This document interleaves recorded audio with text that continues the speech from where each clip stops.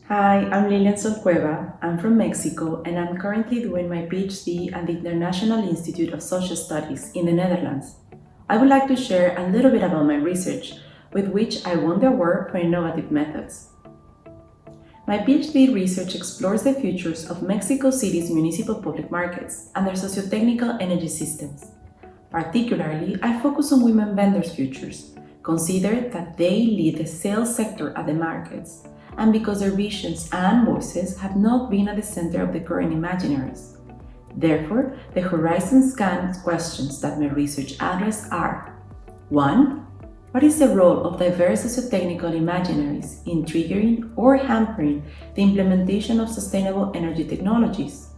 2. What is the influence of counter-narratives on the diffusion of renewables? And 3. What are the socio-technical imaginaries of renewable futures in the countries dependent on energy dominated by fossil fuels?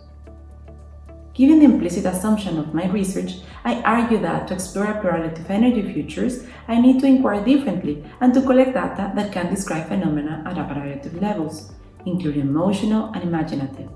So I use a narrative approach, storytelling, and R-based research tools to discover and create stories of the future as told by vendors. However, due to the COVID-19 pandemic, the storytelling that had been planned to be in person needed to take place in a virtual space.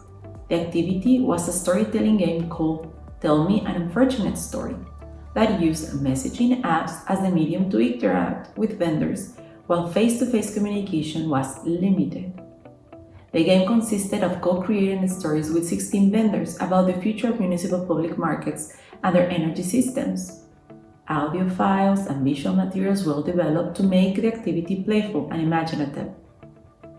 After several working days with the vendors, 4 stories were created, one per market. The final versions of the stories were sent to the vendors and discussed in a brief conversation at the marketplaces. During the conversations, 10 questions were asked to help me in the process of uncovering meanings and understandings in the stories created. What came out of both activities was that vendors envision strong female characters who work at the markets and who collaborate with others to make marketplaces in better places in the future. Also, vendors expect to have decentralized renewable energy systems to face future energy challenges.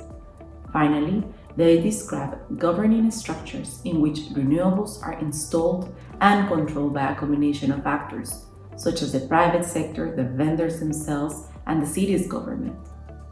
Looking back, for me, this methodological approach is innovative because it explores phenomena at a variety of levels.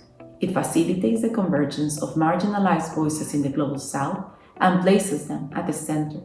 It makes energy research accessible and engaging throughout the research process, and it takes advantage of digital technologies to move beyond face-to-face interactions only. Lastly, I would like to thank my supervisory team, Professor Wendy Harcourt, Professor Peter Noringa, and Dr. Kirsten Jenkins, and Conacyt Sener for the support to make my research possible. Adios!